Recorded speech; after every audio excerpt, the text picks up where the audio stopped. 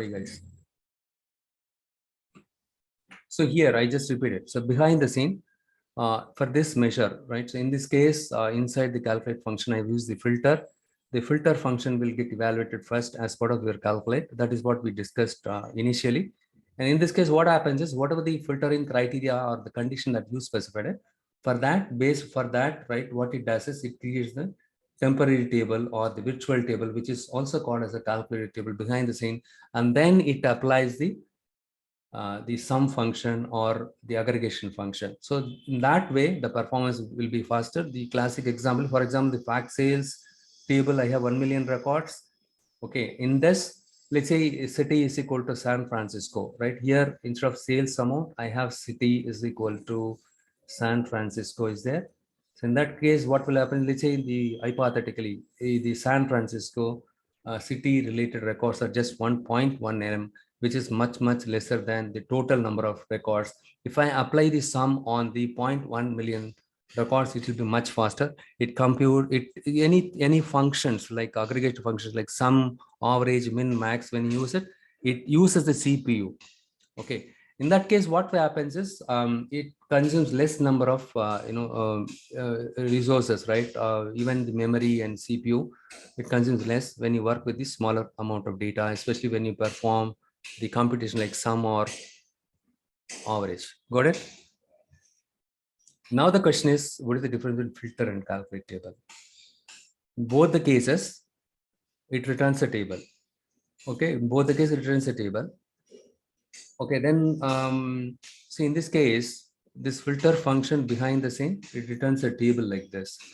Okay, and then it applies the sum on this one, sum of sales amount. Okay, and calculate and filter also returns the table. Fine, and syntax wise also more or less same. The filter function takes the first argument as a table, whereas the calculate table also takes the first argument as a table. But the filter is an iterator function. That is one difference. It iterates row by row. That is one difference. The second difference is the calculate table. Okay, what it does is compared to the filter, it applies the filter context. It does the context transition. If you want to convert your row context into filter context, calculate table outperforms compared to this one, right? So with filter function, you cannot change the context transition from row context to filter context. It's not possible. Whereas here it is possible. Okay, the calculate table also like filter function returns the table.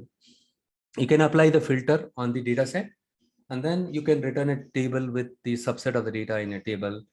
And the same thing can do it with this. The difference is, this one is better than this because it, it converts your row context to filter context, right? That is the feature it has in it compared to filter. But you can use the filter function, inside your calculate table also. Okay.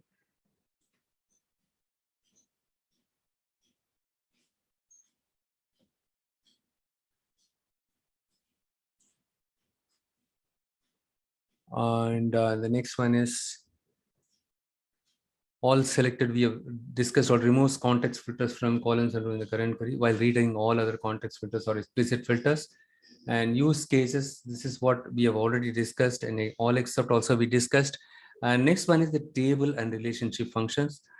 And I guess you people have already overwhelmed. Okay, and I don't want to overwhelm you with by continuing further. And if I continue tomorrow, the rest of the topics, I think you'll be able to gulp everything. Okay. Okay, it is too much to cover so many things in today's session. Hence, I'm going to wrap up this session as of this one. And you have any questions so far? Okay, I will share this report file. Don't worry. Apart from this, do you have any other questions? Fine. Since you don't have any questions, I'm going to wrap up the session now. Okay, and see you all tomorrow, same time. Okay.